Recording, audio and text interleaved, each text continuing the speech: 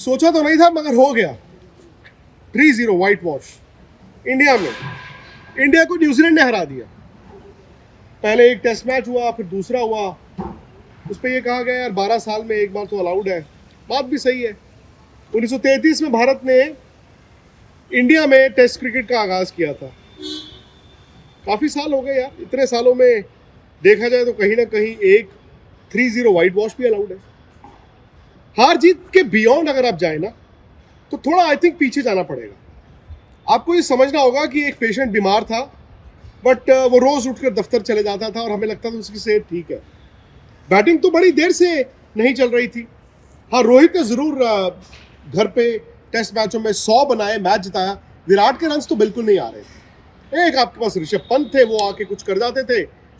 कभी आके अश्विन बजा देते थे आपको बैट से, कभी जडेजा बजा देते थे, और कभी कभार तो नीचे आके अक्षर पटेल बजा जाते थे।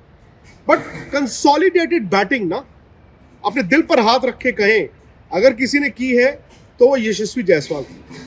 रन नहीं आए हैं सर, रन नहीं आए हैं। और कहीं ना कहीं मुझे ये लगा कि वर्ल्ड कप जीतने के बाद शायद हम उस हैंगओवर में जीते रहे। हम शायद उस हैंगओवर में उठ ही नहीं पाए। गौतम गंभीर भी उस हैंगओवर में अपना हनीमून पीरियड निकाल गए। सवाल तो उनसे भी पूछे जाएंगे, क्योंकि एक कोच की तैयारी तो होती है ना। एक कोच का विजन होता है, एक कोच की तैयारी होती है, एक कोच की स्ट्रैटेजी होती है। फिर उसके बाद आप कप्तान पे जाते हैं। रोहित शर्मा कहते हैं जी मेरे से कप्तानी नहीं हुई, मेरे से रन नहीं बने। होता है, जब रन नहीं बनते ना सर तो कप्तानी भी नहीं होती, और जब टीम हार रही होती है तो रन नहीं बनते। पहले क्या आया, अंडा या मुर्गी, मुझे मालूम नहीं, लेकिन रोहित की कप्तानी, रोहित की बैटिंग अचानक से ऐसा लगा कि गई।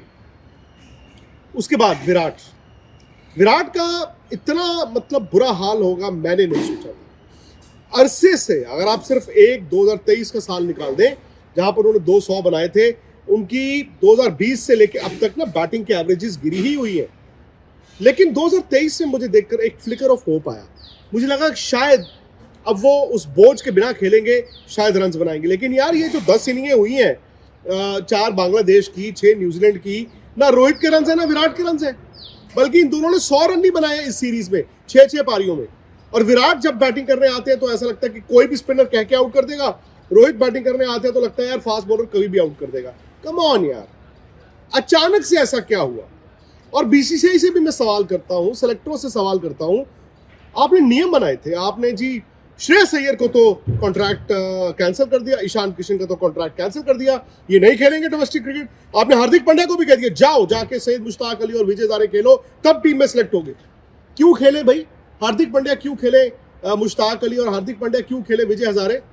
क्या आपने रोहित शर्मा और विराट कोहली को कहा था कि डोमेस्टिक क्रिकेट खेलना इज द मस्ट? एक मैच, 5 वैल्यूएबल दिन वो अपनी जिंदगी से नहीं निकाल सकते थे। हाँ, ये सही है कि उस दुलीप ट्रॉफी मैच के बाद दोनों ने 10-10 इनिंगें खेल ली है।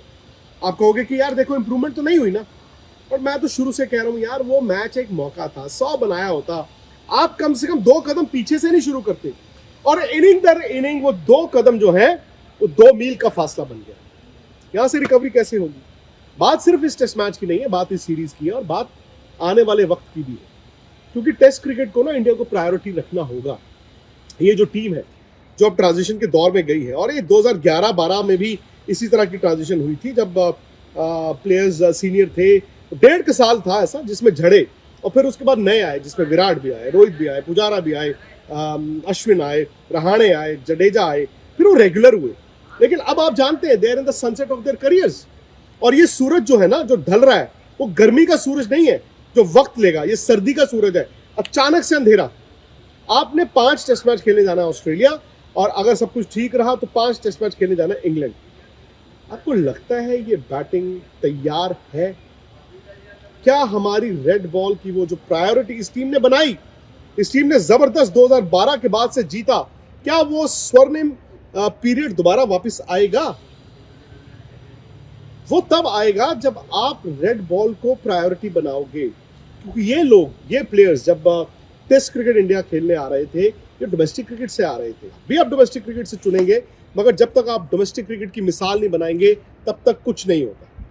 खैर, इस टेस्ट मैच में क्या हुआ, आप 147 चेस कर रहे हैं। मैंने कल भी कहा था कि जब आप 125 से 150 के करीब स्कोर चेस करते हैं चौथी इनिंग और टर्निंग ट्रैक, तो सेफेस्ट चीज होती है कि कुछ नहीं करना, सिंपल जैसे जाते हैं वैसे जाए, क्योंकि 125 से 150 का ना हवा बन जाता है।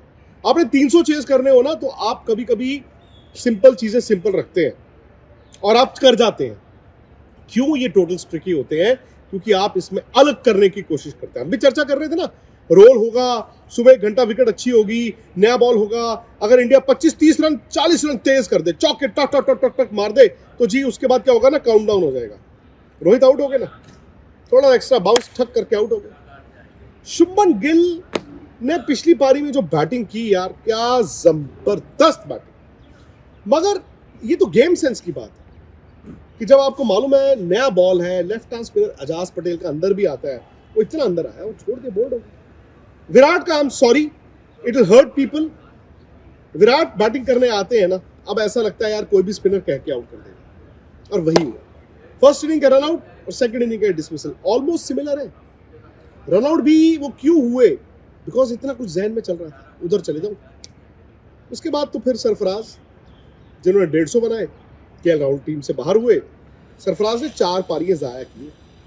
और सरफराज को भी अंदर झांक के ही देखना होगा कि हर बार जब मैं थोड़ा तिलमिलाता हूं, थोड़ा फड़फड़ाता हूं at the beginning of my inning, तो मेरे से रन नहीं बनते, मुझे वक्त चाहिए।